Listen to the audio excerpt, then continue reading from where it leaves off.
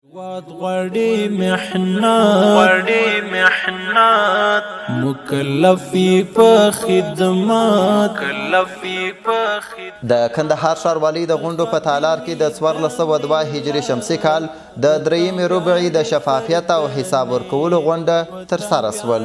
ستاسو ته تکلیف درکول او ستاسو دلته راوښتنه دا د یو حکومتي اصل پر بنیاد ده. په حکومتولۍ کې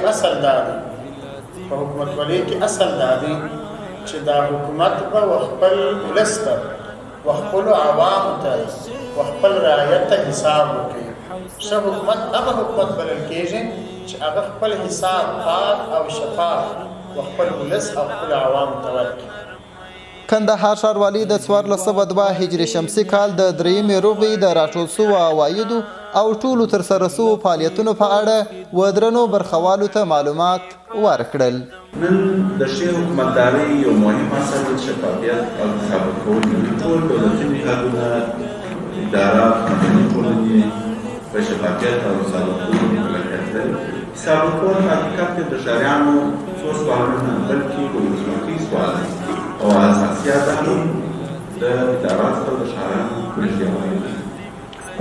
حساب ورکول څو موارد لري، څنګه لومړیتوبونه تعیین کړو، خپل فعالیتونه څنګه تطبیق کړو، کوم هغو څخه مصرف وکړو، ستاسو نظریاتو فعالیتونو ته لاره هواروي او زمینه برابروي. ورپسې 25 فصل کې موږ 309 میلیونه 214,914 افغانۍ کار کړي دي چې په نوه میاشتو کې موږ په مصرف رسوو. پرې موږ مصرف کړي 219 میلیونه 9,631 افغانۍ چې د مصرف فیصدي په 4.4% کوم عواید چې موږ راټول کړي دي هغه موږ په وخت باندې د ښار کې په مصرف رسوي، د ښاري پراختیا لپاره، د ښار د سرسده کېدلو لپاره، د ښار د تصدیق لپاره. دلته باید ووایم چې د پیسو ښه مدیریت شوی وي. تخنیکي عملیات مربوط چې کومې پروژې موږ د کندهار په ښار کې اوس عملي کړي دي یا په پلان لاندې کار په جریان کې دي، د هغو څخه یو هم د کندهار ښار د درېیمې او پنځلسمې ناحیې اړوند د شکافر دروازې یا کاریز او قرض ولارې سړک جوړونکو پروژه ده چې دا د کندهار ښار، کندهار ښاروالۍ او د کندهار ښاریانو لپاره یو ډېر اساسي اړینه او مهمه پروژه وه.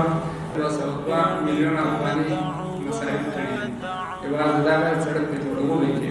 د ښار په مختلفو ناحیو کې د سړک د فلزي د ګوښو د ټنګېټري او سړکونو جوړولو پروژه ده.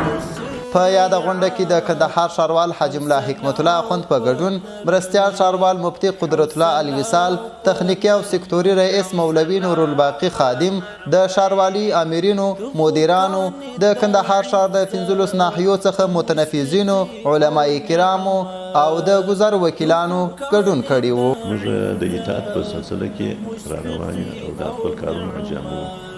زموږ دلته بل مقصد بل فکر نشته، خالي اطاعت او خدمت.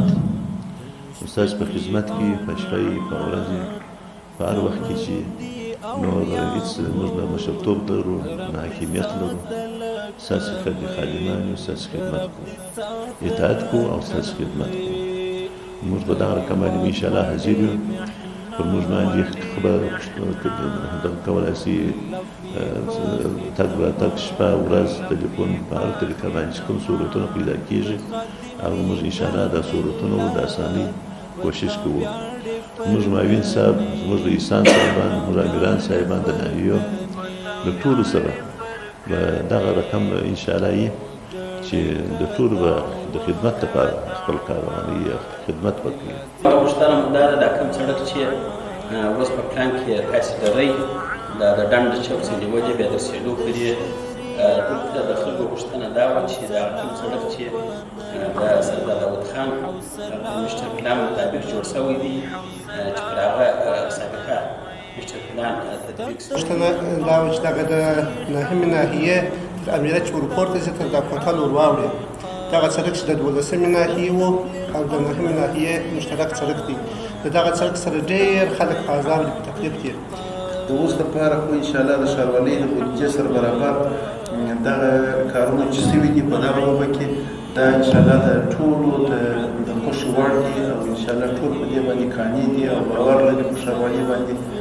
او کوم ځای کې په اجره کې موږ د کلیوالو سره په ډېره دغه په داجره کې لار ورشه ده چریانې مو پکې کښلي دي د دغه سلوپانو منظور سوي دي زموږ سره هغه اوس موږ ته ویل کېږي چې د دې هدیره کې موږ سلوپان نه درېږدو او موږ ډېر سخت د اوبو سره هم په تکلیف یو دا زموږ کلي ته ستاسې ښاروالۍ سره ډېر په ودانۍ وایو زموږ سره مو ډېره همکاري په اوبو برخه کې هم کړې ده د عطا محمد صاحب په اومه ناحیې کې د میرویس مینې سره د څراغانو د تړون خبره وکړه دا یوازې میرویس مینې مسله نه ده په نورو ناحیو کې هم په نورو ګذرانو کې هم دغه سوي دي د حاجې درېدلې دي څراغان پر نصب سوي دي او په نرمۍ